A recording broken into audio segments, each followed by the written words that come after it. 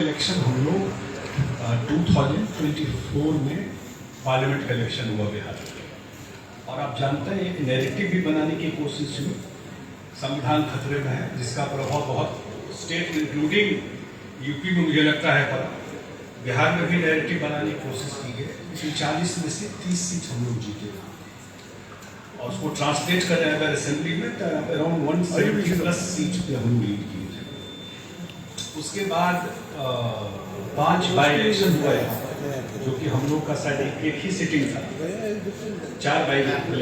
5 by election और सारा seat जीते। ऐसा सीट भी जीते जो हम लोग 30 साल से नहीं जीते थे, जो गया जिला में है। तीसरा जो है वो नीतीश जी के मुख्यमंत्री के बनने के बाद शायद ये कभी अपॉर्चुनिटी नहीं मिला कि केंद्र में भी फ्रेंडली सरकार या उसी देश के हो, उसी अलायंस की सरकार। पहली बार ये मौका मिला 2024 में। और इस 1.5 साल में अगर आप देखेंगे केंद्र का दोनों बजट, 2024 का भी बजट और 2025 का भी बजट, दोनों साइड से, एक तो बिग टिकट्स प्रोजेक्ट जो बड़े इंफ्रास्ट्रक्चर के प्रोजेक्ट हैं। मैं वाटर रिसोर्स में मंत्री रहा हूँ यहाँ, 2 प्रोजेक्ट अभी आया है। एक हमारे यहाँ आया मिथिला एरिया में, जो फ्लड के अलावा कुछ समझ में ही नहीं आता था। ऐसा प्रोजेक्ट जो 71 से चल रहा था वेस्टर्न कोसी, 7,500 करोड़। कोसी मेची इंटरलिंकिंग आया है पूरा सीमांचल एरिया, 6,000 करोड़। सारण में प्रोजेक्ट प्रपोजल, ये मैं कह रहा हूँ कि जो बड़े प्रोजेक्ट्स हैं, गोरखपुर से सिलीगुड़ी 6 लेन दरभंगा एयरपोर्ट फंक्शनल है, पूर्णिया एयरपोर्ट का उद्घाटन है। अब ये सब चीज बिहार के रडार में नहीं था। नीतीश जी जो बिहार का रिसोर्स था उससे जो काम कर सकते थे वो कर रहे थे। पहली बार 2024 में भी और 2025 के बजट में बिहार को एडिशनल सपोर्ट किया। हमारी पार्टी का हमेशा रहता था कि बिहार को विशेष राज्य का दर्जा, ये एक स्टैंड था जेडी में, और उस पर हम लोगों ने बहुत सारा कैंपेन भी ये किया था कि झारखंड के बाद ये लैंडलॉक्ड स्टेट है, यहाँ इन्वेस्टमेंट नहीं आया, यहाँ इंडस्ट्री नहीं आया, तो सरकार को थोड़ा मदद करना चाहिए कि यहाँ इन्वेस्टमेंट है। इंडस्ट्री पर्पस यही था स्पेशल कैटेगरी स्टेटस, लेकिन स्पेशल असिस्टेंस मिलना शुरू हो गया। और उसका एडवांटेज है कि आप देख रहे हैं कि बिहार में भी अब चाहे बेटा हो चाहे मुजफ्फरपुर हो, ये न्यूज है सबके लिए कि अब बिहार में भी इन्वेस्टर्स आ रहे हैं। इतना बड़ा पैकेज में 24,000 करोड़ का बिजली में इन्वेस्टमेंट आना शुरू। ये सारा चीज ट्रिगर कर रहा है नेक्स्ट लेवल ऑफ गवर्नमेंट।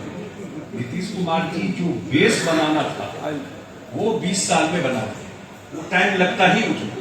क्योंकि जो मैं हमेशा लोगों को बोलता हूँ कि ये जरूर याद रखना चाहिए कि नीतीश कुमार जी कोई महाराष्ट्र के मुख्यमंत्री नहीं बने थे। वहाँ सब कुछ व्यवस्थित था और आपको चल के गाड़ी चला देना था। उनको जो स्टेट मिला था, इसलिए कुछ लोगों को परेशानी भी होती है।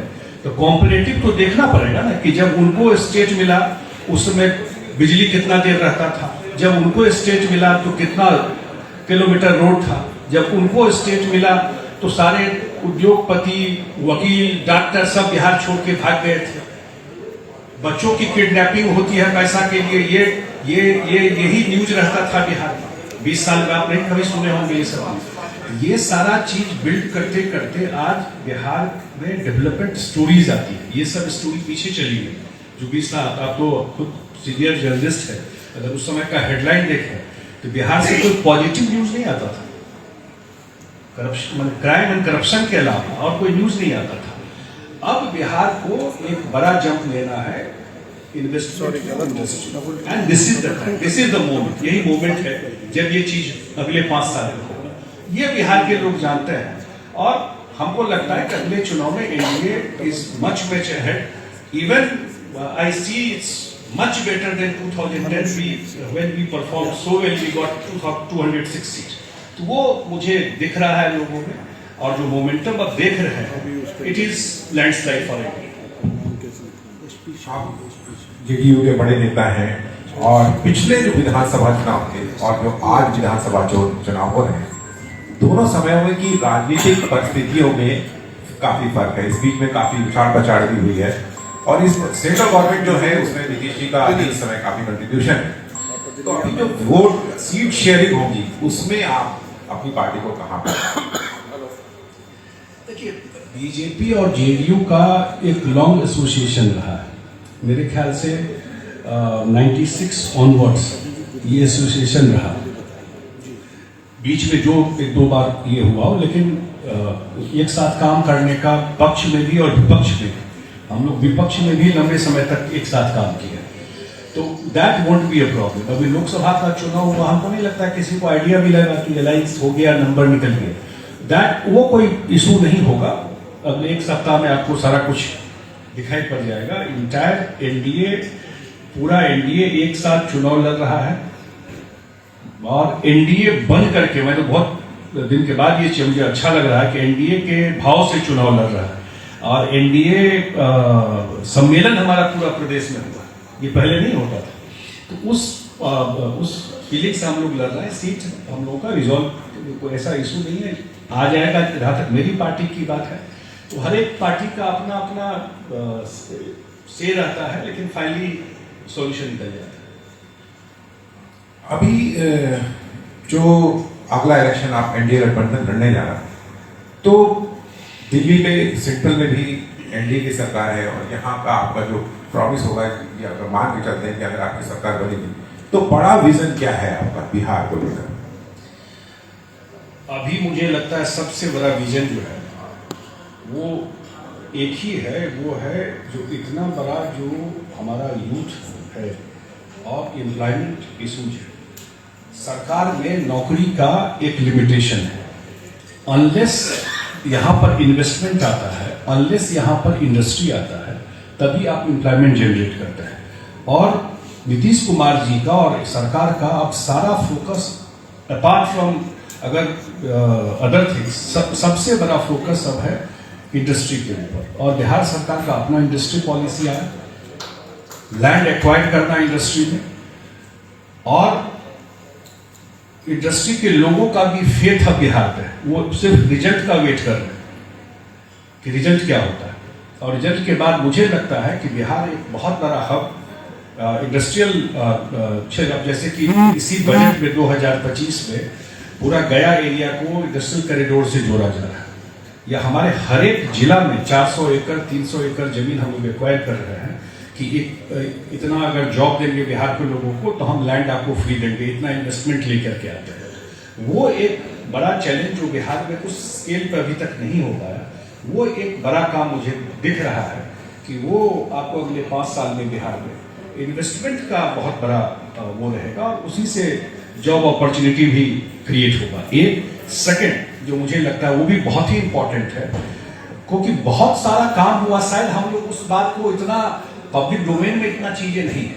एग्रीकल्चर में इतना बड़ा रेवोल्यूशन हुआ है बिहार में। एग्रीकल्चर रोड मैप बिहार सरकार बनाई, 4 रोड मैप आ गया है।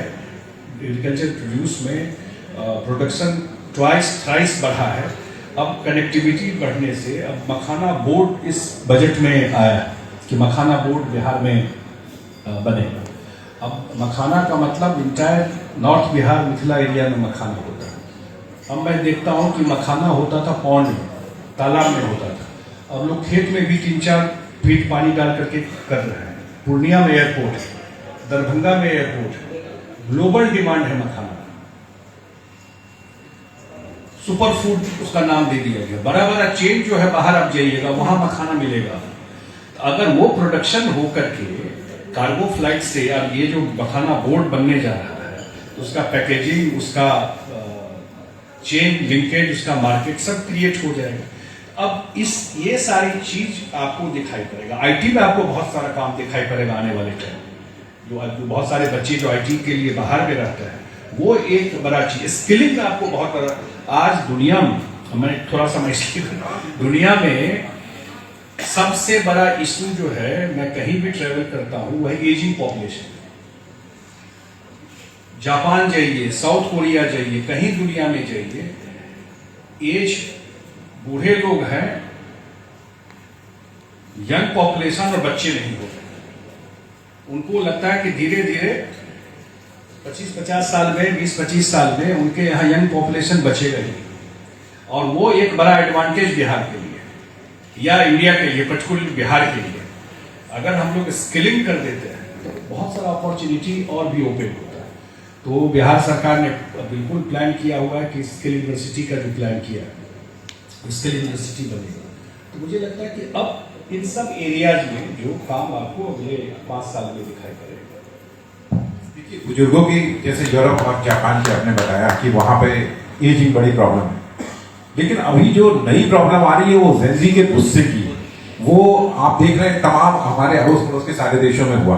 और एक जो हमारी सबसे बड़ी ताकत थी वो है ह्यूमन रिसोर्स, खासतौर से उत्तर प्रदेश और बिहार की। आर्टिफिशियल इंटेलिजेंस आकर बड़ी संख्या में लोगों की जॉब को खा रहा है। आईटी सेक्टर में देख ही रहे हैं क्या हो रहा है, और भी जगहों पे वो कम हो रहा है। तो ये जो नया चैलेंज आ रहा है आर्टिफिशियल इंटेलिजेंस का, जो हर सेक्टर में जाके ह्यूमन रिसोर्स को कवर कर रहा है, उसकी जगह को कम कर रहा है, इसको लेकर क्या सोचते हैं? मुझे दोनों बात लगता है। जब कंप्यूटर आ रहा था, आप उसको रोक नहीं सकते। टेक्नोलॉजी में कोई इवोल्यूशन हो रहा है, कोई चीजें आ रही हैं, तो अब तो ग्लोबल है। अब तो कुछ कन्फाइंड किसी टेरिटरी में नहीं रहता। और जब कंप्यूटर आया तो यही बात होती थी कि शायद बहुत सारा जॉब ले लेगा। तो मुझे लगता है उससे बड़ा चीज है, वो तो ठीक है, वो रहेगा, एआई आएगा, आप उसको रोक नहीं सकते। लेकिन जेन जी का जो भी हमारे बगल में हुआ या बात होती है, बिहार में मैं बिहार के पर्टिकुलरली बात करता हूँ। बिहार में मुझे जरूर लगता है कि जो नीतीश जी का, इस सरकार का जो किया हुआ काम है, सेंस ऑफ सेटिस्फैक्शन भी एक बड़े चंक में है। और बिहार सरकार ने जो होप दिया है, जो प्रॉमिस किया है, जो मैं बता रहा हूं अगले 5 साल में, वो नीतीश कुमार का एक ट्रैक रिकॉर्ड रहा है कि अगर वो कुछ प्रॉमिस किए हैं तो वो लोग लार्जली नहीं, पूरा का पूरा डिलीवर किया, वो कभी फेक प्रॉमिस नहीं किया। तो मुझे लगता है अगले 5 साल में जो मैं बोला कि एम्प्लॉयमेंट एक कंसर्न है, इशू है, जिसमें कि स्किलिंग भी एक पार्ट है उसका, उसमें आपको बड़ा चेंज बिहार में, जो पीछे भी ऑलरेडी है, जो जॉब मिला है लोगों को पिछले 2-3 साल में, और अगले 5 साल में जो जॉब क्रिएट होगा। और मुझे लगता है कि उसके साथ साथ स्किलिंग सबसे बड़ा, जो मैं बोला, इसका डिमांड दुनिया भर में है। वो अब मुझे बता रहे थे जो मॉरिशस में एम्बेसडर है, अभी मुझे मिले, और मुझे पीछे बता रहे थे कि वहाँ पर 5000 लोगों की जरूरत है। और अगर बिहार से ये हो जाता है, ये सब नया चीज है, क्योंकि उनका फूड, लैंग्वेज मैच करता है मॉरिशस के कल्चर से या कल्चर। अब इस टाइप का अपॉर्चुनिटी भी यूथ के लिए आने वाले। मैं जापान गया, ऑपरेशन सिंदूर का डेलीगेशन गया था, और वहां पर जो मिले वहां के स्पीकर थे, 1 लाख लोग इंडिया से, अभी 50,000 का तो है जो जरूरत है वहां पर, और अभी असम से जा रहे हैं। मैं कह रहा हूँ आने वाले टाइम में अगर स्किलिंग कर दिए तो देश में भी और दुनिया में भी इस वर्कफोर्स का बहुत डिमांड होगा। और मेरे ख्याल से बिहार सरकार के प्रायोरिटी में ये चीज है कि इसको स्किलिंग एक मेजर थ्रस्ट अगले 5 साल में रहेगा, और अपॉर्चुनिटी क्रिएट होगा एंड गेटिंग इन्वेस्टमेंट इंडस्ट्री। ये मुझे लगता है। संजय जी, एक आखिरी सवाल ये है कि भारत सरकार और बिहार सरकार, जिसको बोलते हैं डबल इंजन की सरकार, तो क्या ये आपके चुनाव प्रचार में ये सबसे बड़ा एक्सपेक्टर होगा या कुछ और नई चीजें होंगी? देखिए, मैं एक बात बताता हूं, वो जो बिहार के लोग हैं वो ज्यादा बेहतर इस बात को समझते हैं। ये स्टेट हो गया था होपलेस स्टेट, किसी को ट्रस्ट नहीं था इस स्टेट में कि जो बेसिक चीज भी ठीक होगी। और ये जो परिस्थिति बदली, मुझे भी लगता है कि 20 साल के बाद एंटी इनकम्बेंसी आता है, लेकिन मैं जब घूम रहा हूं तो it is not anti incumbency, it's a pro incumbency. अगर किसी का कुछ काम नहीं भी हुआ है, सब कुछ तो आप नहीं डिलीवर कर देता, तो उसको होप भी इसी सरकार और नीतीश जी से ही है कि अगले 5 साल में वो डिलीवर करेंगे। दोनों डबल इंजन का तो एडवांटेज है भी, plus leadership also make lot of difference. जो लीड कर रहा है इस अलायंस को, उसकी क्रेडिबिलिटी क्या है, उसने जो प्रॉमिस किया डिलीवर किया, या वही लोग हैं जो पास्ट में बिहार को ले गए नीचे और अभी चोला बदल करके सामने में आ गए।